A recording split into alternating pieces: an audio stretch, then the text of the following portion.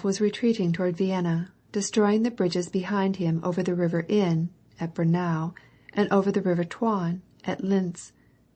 On the 4th of November the Russian army were crossing the river Enns. At noon the baggage wagons, the artillery, and the columns of the army stretched through the city of Enns on both sides of the river.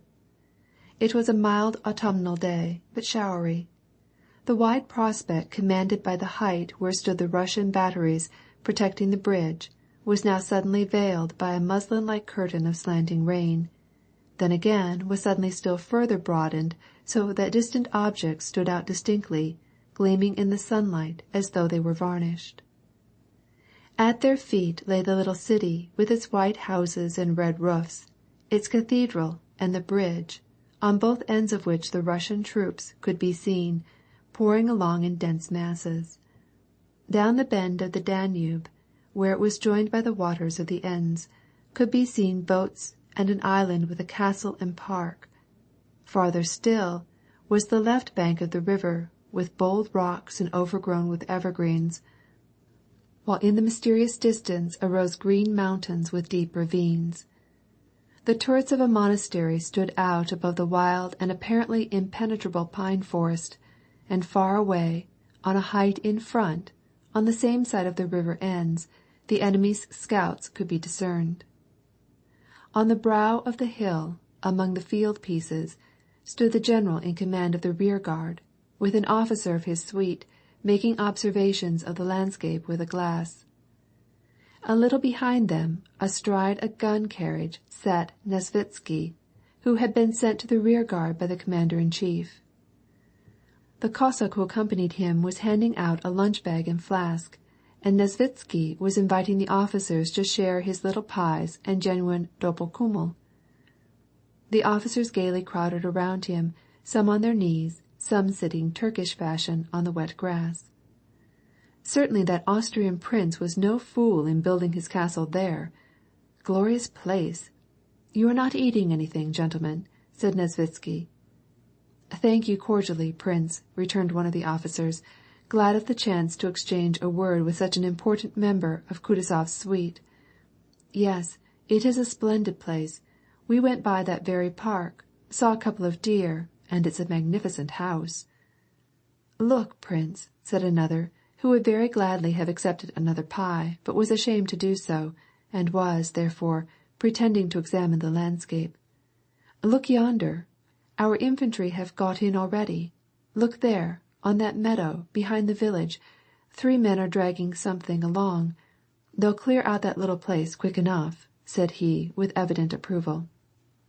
Yes, that's so, said Nesvitsky. Ah, but I should like, he added, stuffing a pie into his handsome, moist mouth, I should like to get in yonder. He pointed to the turret convent, which could be seen on the mountainside. He smiled, and his eyes contracted and flashed. That would be some fun, gentlemen. The officers laughed. How I should like to frighten those little nuns. Italians, they say, and some of them young and pretty. Truly, I would give 5 years of my life.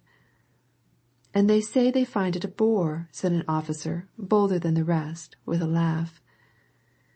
Meantime, the officer of the suite, standing on the brow of the hill, was pointing out something to the general, who scrutinized it with his field-glass.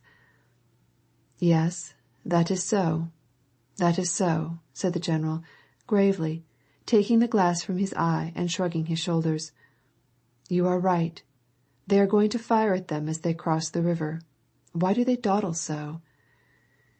In that direction, with even the naked eye, could be seen the enemy and his battery, from which arose a milk-white puff of smoke, immediately followed by the distant report, and it could be seen how the Russian troops were hastening to get across the river. Nesvitsky dismounted from the cannon and, with a smile, went up to the general. Wouldn't your Excellency like to have a bite of luncheon? He asked. It's all wrong, said the general, not answering him.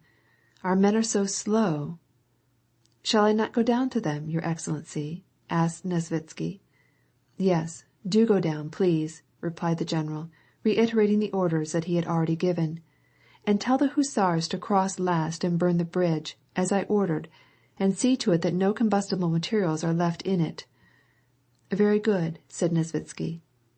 He called the Cossack to bring up the horses, bade him pack up the bag and flask, and lightly swung his heavy body into the saddle. "Truly, I am going to that nunnery," said he to the officers who were looking at him with a smile, and then galloped off down the path that skirted the hill. "Now, then, try if you can reach them. Take good aim, Captain," said the general, turning to the officer. "You'll relieve the monotony by a little fun." "Serve the guns," commanded the officer, and in a minute the gunners were running with a will from their bivouac fires and beginning to load. "Number 1!" rang the command. Number 1 rushed spitefully away. With a deafening metallic ring, the cannon resounded, and the whizzing shell flew far away over the head of the Russians in the valley, and then a spurt of smoke showed where it had fallen and burst long before it reached the enemy. The faces of the officers and men grew radiant at this report. All leaped to their feet and watched with intense curiosity the motions of their troops in the valley below them, and the approach of the enemy, all spread out before them, as on the palm of the hand. At the moment the gun had been fired, the sun came out entirely from under the clouds, and the report of the cannon and the brilliancy of the sun mingled in one single martial and joyous impression. End of chapter 6.